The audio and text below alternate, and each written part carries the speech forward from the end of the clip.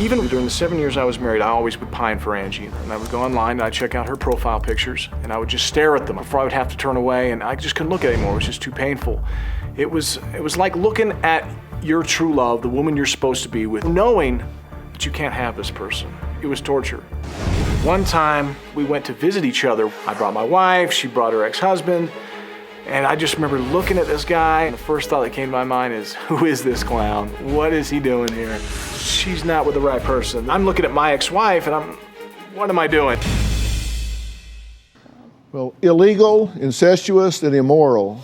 First cousins, Angie and Michael, say no laws or opinions can keep them apart. And those are some of the adjectives that are used in describing these kind of relationships in different states. Now, in fact, just 3 weeks ago, Angie and Michael left the state of Utah, tied the knot in Colorado. Take a look. After we reconnected, we started messaging each other. I was using love emojis, heart emojis, and he was saying, I love you. There was a lot of innuendo there, like, let's go to the hot tub, I can show you my house, no one will be there. I asked if he was willing to kiss, and he said yes. I said, with tongue? And he said yes, and so I was just elated. I couldn't believe that I was gonna get the chance to kiss him.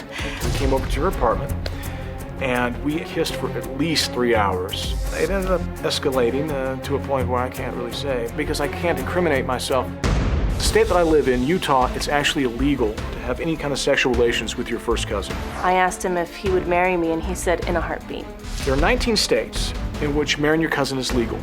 Utah is not one of them. A Utah couple who are also first cousins has crossed state lines into Colorado to get married. We're sitting there with the clerk, and she's typing up the marriage license. And she says, are you blood related? We look at each other, and she says, yes. And she stopped and kind of stared, and we said, well, we're first cousins. That's why we're here, coming from Utah. And she just said, you're kidding me. This is our marriage license from Colorado. Marriage certificate. Even on the marriage license, it says blood related, yes. Relationship, first cousins. Bing!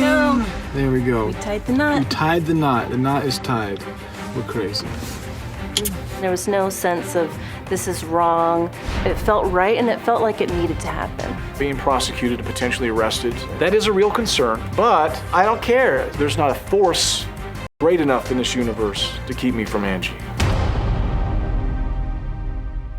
Okay, so you're married in Colorado. That's correct. But you are residing in Utah, and you cannot get married in Utah because that's against the law there, correct? Yes.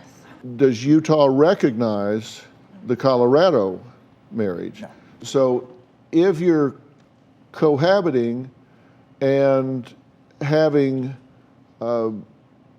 sexual relations in Utah, is that against the law in Utah? It is. Okay. So why are you going so public with all of this? The only public thing that we did at the beginning, at the outset, was just put up the petition. That's all we did, was just a petition to get the law changed. Some local news person thought that this was newsworthy and posted it. And from that on, and that point on, then it became public. You did do the petition. We did do the petition in the legal sense, but not in the, to gain any social recognition or any kind of publicity or any fame. And you did do the interview when they came out the house, because you didn't have to do that. No, you're right. We thought that it might aid in the case. We could have. Yeah. But in an attempt to try to garner support and get this issue out there, you know, I thought of a similar thing. You know, when they did the hand raising thing, I was like, let's go back in time about 60 years ago. And what if the question was asked, would it be okay to have an interracial marriage? Let's say someone's white, someone's black, and they were to get married, and we said, how do you feel about that?